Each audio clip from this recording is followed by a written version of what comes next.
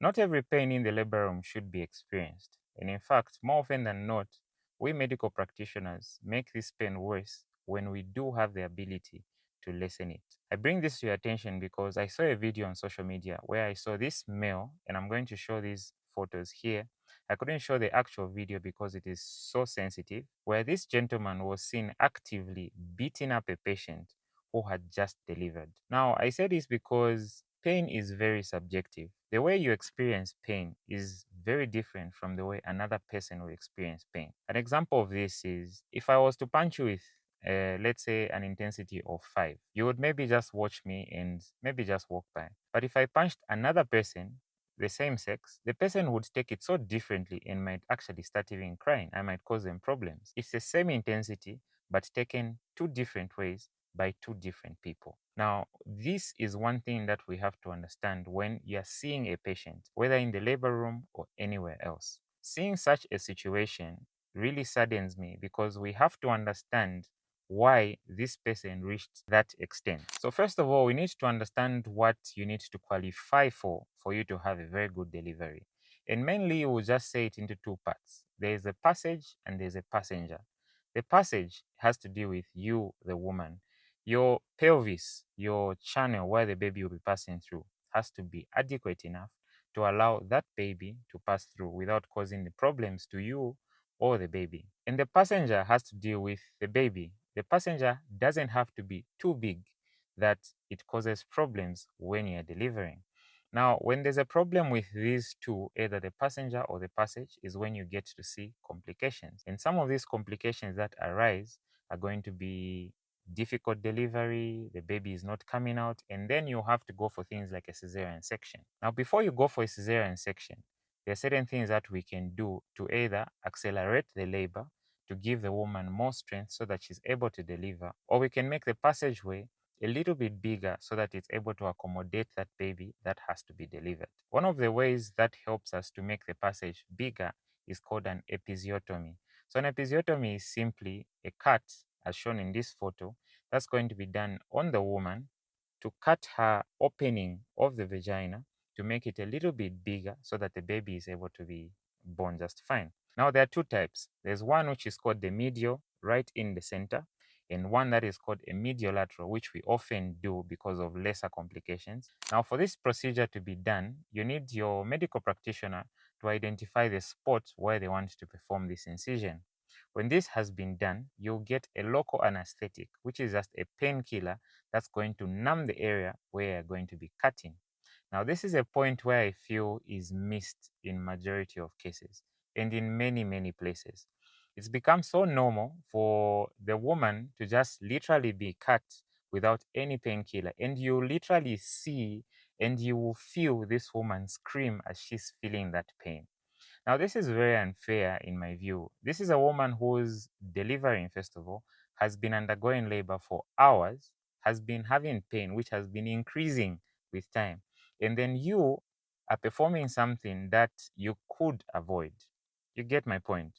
So, not every pain should be experienced. Some pain, yes, like the contractions, that's very normal. A woman will experience that.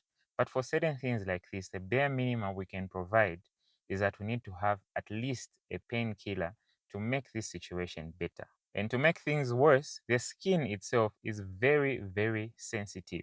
Very sensitive. The skin, literally a prick, you literally feel it. Now, in your private parts, this is like more like 10 times worse because there's more nerves in that same area and it's very, very sensitive. So, a prick on your private parts is way more painful than a prick, let's say, on your hand. Now, you are performing these procedures in that very sensitive area with no painkiller whatsoever. And after delivery itself, there are also certain cuts that may happen apart from the incision that you made. The incision itself might extend, which will need suturing, and also on the other parts of the woman, she might experience some minor tears, some which might need suturing.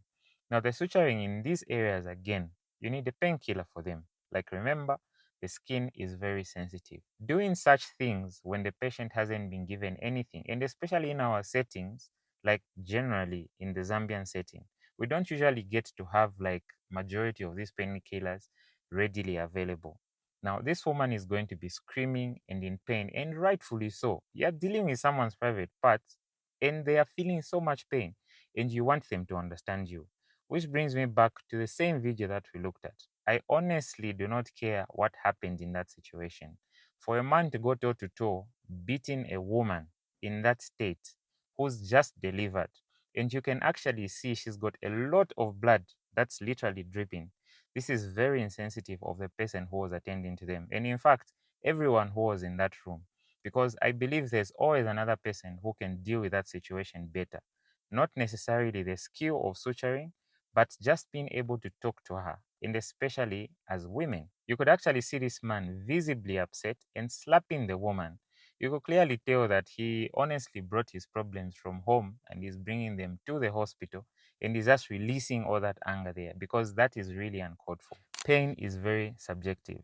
She was feeling pain in that moment. What she needed was to be numbed of that pain, explained to, and then that procedure was going to go at least better. Now, believe me, I've worked in the labor ward before, and patients are very difficult, especially first time mothers. But mainly, they are difficult because of the pain that they experience. As a woman, you take time to explain to this woman. As a man, you take time to explain to this woman. If you can't, ask another person to do it for you. The takeaways for this video is that certain things that seem normal in the labor room are not actually normal. For a procedure like an episiotomy, you need a painkiller. And the painkiller that we give is a local anesthetic that is infiltrated on the exact same spot where you need to cut. And lastly, for us, the medical practitioners who are going to be practicing on these patients, let's remember that these women go beyond the labor room. These are married people. These are people who want to have children again. And then we give them so much trauma that they find it very difficult even to come back.